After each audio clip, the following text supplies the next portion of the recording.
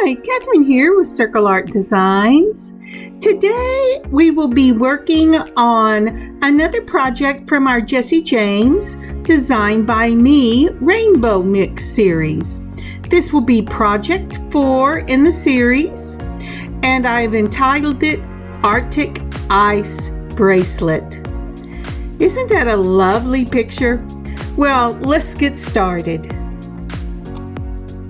Well, looking down at my work table, I'm reminded to give thanks to the Lord this day. And I thank Him that I'm meeting with you on this beautiful Friday. And as you are seeing this, it is my daughter's birthday. And she doesn't know it, but this bracelet is going to be her birthday present. So let's turn on the lights and put on the mat and get my little pins in the right place so that my hands will maybe remember to stay on the mat in camera frame, and we'll look at our mix for today. I hope you have had an opportunity to go out and pick up this mix for yourself. Most of the things I'm using in this bracelet have come from that mix. So here is the little envelope that I put all the beads in with my little cheat sheet that says this is what you're going to make. So let's pour it out and see what we have. Like I said, there were 50 plus pieces in that rainbow mix, and I know they still have them at our Walmart, and they had them last time I looked online to order. So the beads that just jogged by are the crystal cage beads in silver, and then those are a 6mm in green. Aren't they lovely? These are crackle beads, and they are so pretty. I have some that I had bought previously in that color. And then these two, I believe, were from my own stash, and they are the white glass in a frost. And look at these 8mm beauties. They are a frosted turquoise. And then we also have the faceted green rondelles in an opaque. And these are about 6mm hollow silver balls. Now everything I'm showing you up to this point except the frosted were from the mix. Those were the donuts that are in the mix. We used them in the gold, and these are in the silver. And then this is from my own stash, and I added some of these because they're also hollow like the ones that came in the mix, and I needed a little more length to finish off this bracelet, but not much. And again, these are another hollow from that same mix on my own stash, and they have little bitty rhinestones all around the center. Okay, now then, this is Soft Flex Econoflex in the fine, and it's steel blue, and I wanted to use this wire so that when it went through the beads, when you could see through them, you would get that hint of steel blue that you see sometimes in the Arctic icebergs. Now from my own stash, I will also be using a wire guard because this is a strung bracelet, and I'm going to use those in the bright silver. Now these wire guards I got off of Amazon, and it came with all these lovely colors, and I've been using it for some time. Now from Bead Along, we will be using the number 2 crimps in the ball crimps, not the tube crimps, but the balls. Okay, so let's see, what else do we have here?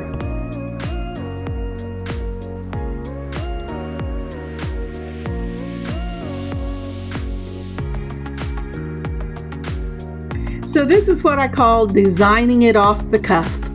I know what beads I want to use, but I'm just not sure what design I want to use yet, what order I want to put them in. So I'm playing with them a little bit to see what I like. The one thing that bothers me is I really want these cage crystal beads in the center, but I don't have 3 of them. And for me personally, I think odd numbers look better than even numbers. So I am going to try this in several ways here. I will fast forward this till I figure out what I'm going to do.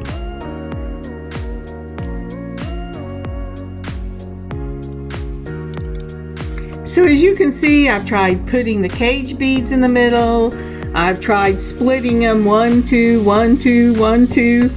I just am not happy with this because I want something as a focal point in the center, and I don't really like the cage beads sitting right by each other.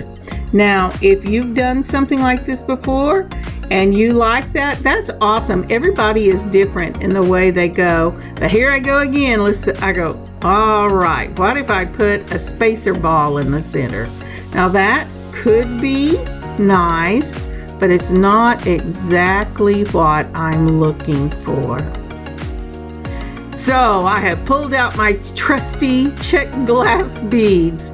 And at first I thought I might use this heart as my centerpiece, but I ended up using this beautiful bead right here. It is a Miro bead, and so it reflects the light, and if you hold it just right, you can see the reflection of the person that is looking at it. So this is what I'm going to go with.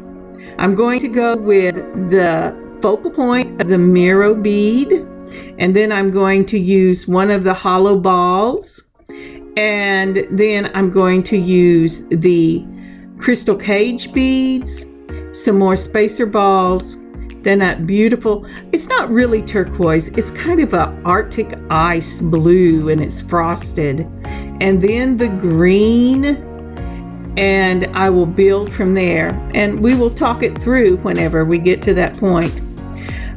For the string or the beading wire, I am going to use those number 2 crimps, and I have to tell you I'm about to use my teeth to pull that thing off because I cannot get it to come off today. But for measuring your wire, when we get to that, I want about a 7 1/4 inch bracelet.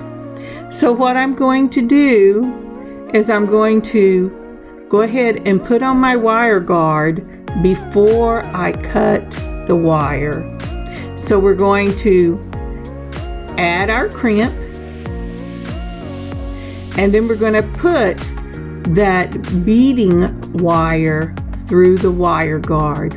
You'll see it's shaped like a U, and there's a tube on each side of that U. Go up through the tube, around the top, and down through the tube. And let's see if I can get that. You know what's really nice? I just got new glasses, and I'm not having to wear magnifiers. I am so amazed. It's been a year since I have been able to see those little holes without magnifiers. Isn't that awesome? Okay, so now I'm going and putting the wire through the crimp. Now the secret to have this crimp hold is to make sure that that wire lays right against each other and is not twisted. This is a crimping tool. There's a large hole at the back and a small hole at the front. Put your crimp in the back space, making sure your wires are flat against each other, and then mash. Let's see if I can you see that? So I'm mashing it down, and this is going to form a little M. Do you see that little M right there? Each side of that beading wire should be in one of those little M spaces. Now I'm going to turn it so that it's in a different plane, and I'm going to mash both of those little tubes with wires in them together. Just like that. Give it a tug, If it pulls out, you had your wires crossed. But you want to make sure it doesn't pull out. So now I am going to measure 7 1/4 inches. Then I'm going to add 3 more inches. And you say, well, why that much? Well, I need that much to be able to get it through the wire guard on the next side, and to get it through a couple of the beads once, and then crimp it. Now, these are my flush cutter wire cutters. I had tried the others and I couldn't get it to work, but scissors I guess would work as long as they're your throwaway scissors. But a really nice pair of wire cutters really works well on this beading wire. So to start off, we're going to start with one of the crackle blue and green beads from the mix.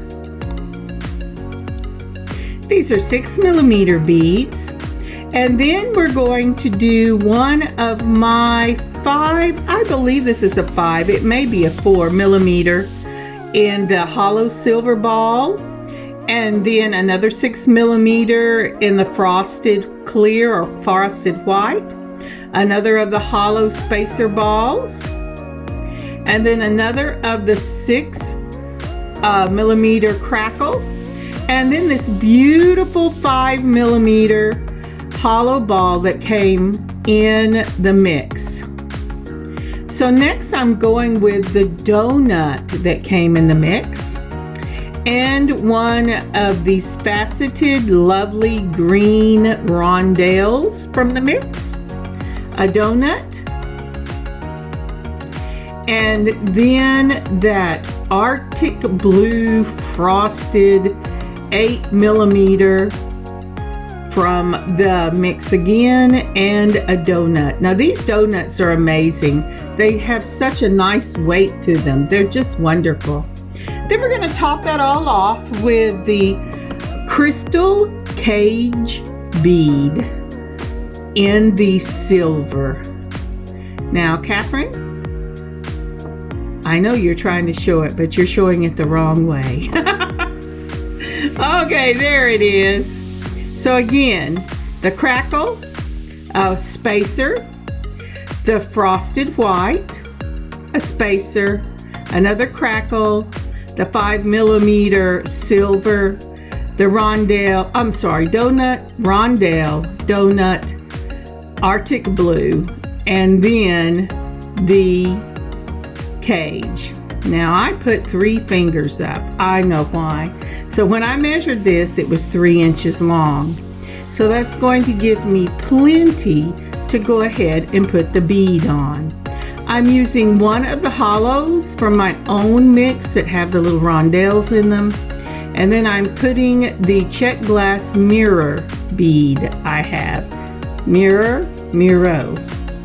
Well, anyway, that lovely bead. And then I'm ready to do the other side, and we're just gonna do a mirror image of it. So we're going to go ahead and put on one of the hollow bead, the rondelle, and I just love that. I'm sorry, I said rondelle, I meant rhinestones. These little beads have rhinestones around the center, but the ball, the spacer ball, is hollow like the others from this mix of mine, so it doesn't add a lot of weight. Then we're going to do the crystal cage bead in the silver, and then we're going to put on one of the donuts. Now I played with this several times because there's not really a channel for you to put the wire through this crystal cage bead, and so you have to make sure when you're looking that if it looks like a square that you're putting it through, that you put it directly through and put a square on the other side. And if it's a point up, then you want to point up and put it as a point up on the other side. So that's kind of what I'm doing here. On the first one, I got it as a point up. I wasn't paying attention to what I was doing, and I'm trying to get it exactly the same on the other side. But I discovered it's much easier if you do a flat square, move it through, and I decided I was going to move the wire through with the side facing me as opposed to behind the crystal in the center, and then move it straight through to the box on the other side. Now the reason you do this, if you get it kind of laying differently, then it will fall off on one side and it will be like, like a little broken twig where you haven't got it exactly in the right spot. And that is what I have done here. And so in a minute, I'm going to take this sucker off and I'm going to do it again. But so continuing on, now we're going to put the donut on, and then we're going to put see, I took it off and I did it again. I went, okay, there's got to be a trick that I am not seeing here, because the only other time I have worked with these was in the previous project, and we used it as a dangle, and so it was fairly easy to figure out where and why it was working the way it was working. So we're going to try this again. Put on the donut after I made sure those cages, when I pull it up, are laying exactly the same. And then I'm going to put on the Arctic blue frost. I love that. And another donut.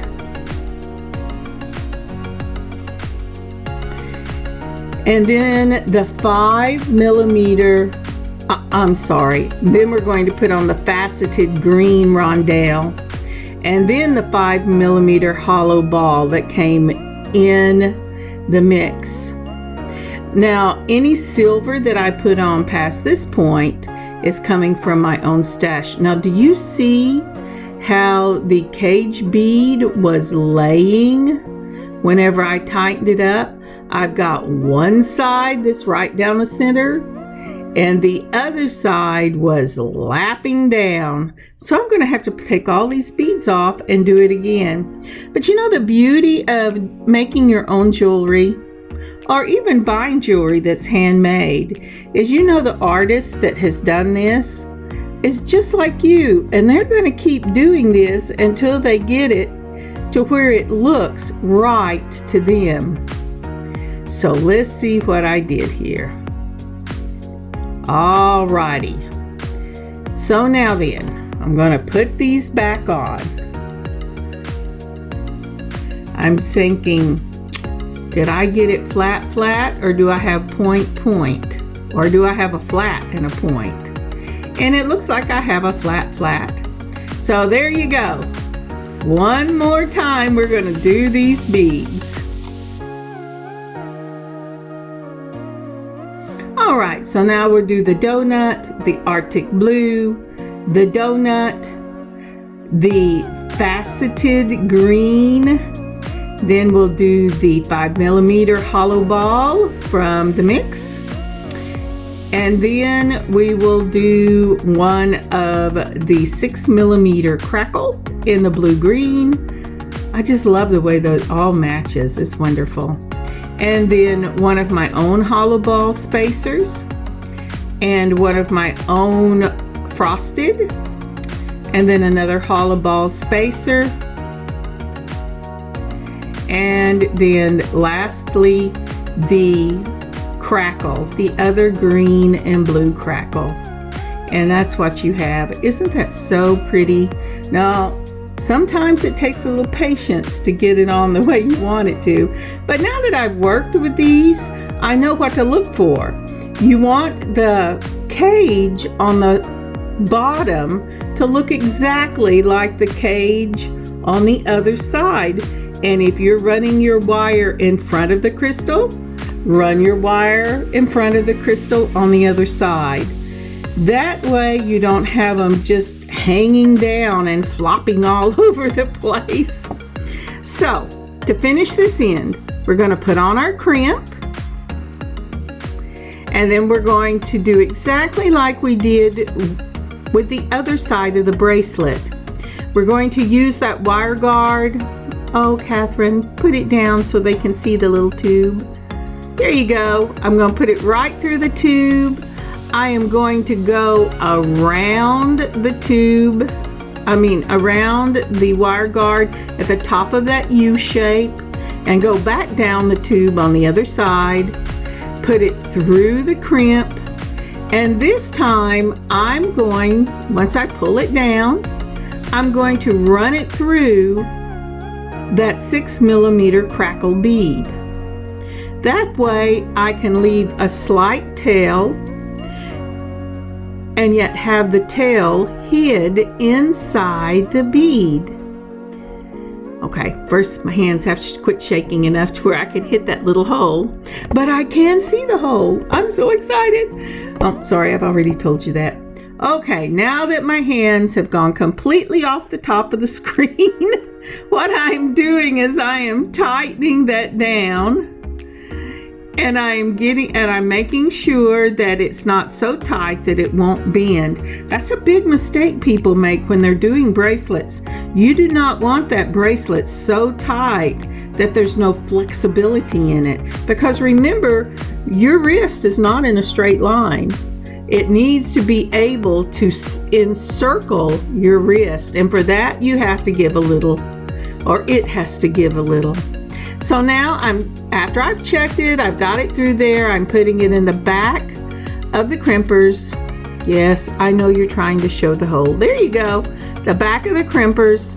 You're going to crimp it at the back, then you're going to put it in the front, and you're going to mash the two ends of the M together and then give it a tug, because if this thing comes out at this point, that means that you had your wires twisted when you put them in the back of the crimper.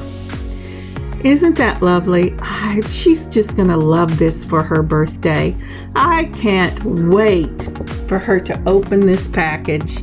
These are her colors and her style, and I was just so pleased. And you know, if you've seen the first project, that she was the one who brought this mix home to me, because I did not realize that Jessie James sold Designed by Me at Walmart. So I'm glad there's something I can make from this that she will love. Well, while I'm messing with this and making sure it fits, before we go on, would you take a moment to like and leave a comment for this video? It really does help the channel. It means that the channel says, oh, maybe somebody else would like to see this, and they'll put it before more people. Thank you so much.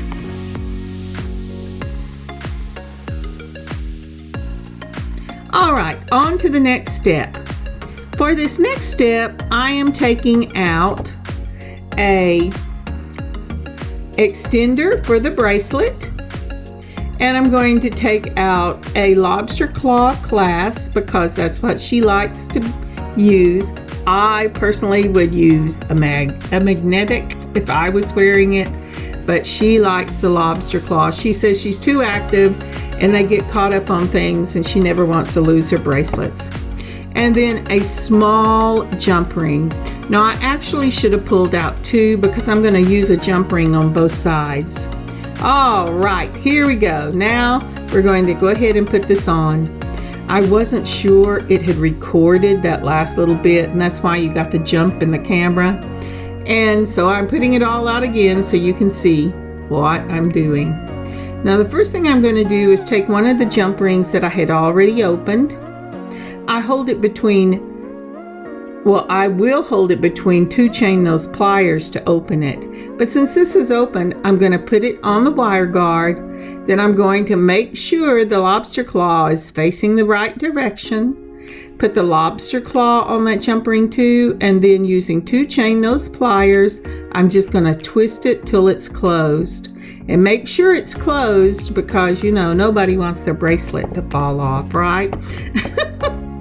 Well, anyway, So now then we're going to do the same thing. Make sure the slit is on the top. Then we're going to hold it. We're going to twist it open. Please never pull. If you pull it, it will never get its shape back. And wire has a memory. And it is just as likely to let go because it was pulled apart as to keep its shape. So always twist, never pull. So now I'm twisting it back closed, making sure that it is done. And there we have it. This is ready to give to my daughter. She is really gonna love this. I hope that you pick out things from your own stash, or maybe go and buy this wonderful rainbow mix and make some of the pieces in this series for yourself. Some of them I have in the shop, and I will leave the link below. But these are just lovely, lovely pieces. I have to tell you, I've gone and bought some more mixes so that I will have others to show you later on, either this month or next. Isn't that pretty? I'll put pictures at the back. Thank you again for joining me on this wonderful beading adventure today. I really hope you have a blessed weekend, that you have a great beading adventure of your own this weekend, maybe 2 or 3, and that you have a wonderful, wonderful week coming up. I will see you next week. Kathryn, circleartdesigns.square.site. Bye, y'all, and God bless. I'll add pictures. I'll quit playing with this bracelet in a minute. But I do have pictures at the back. God bless y'all.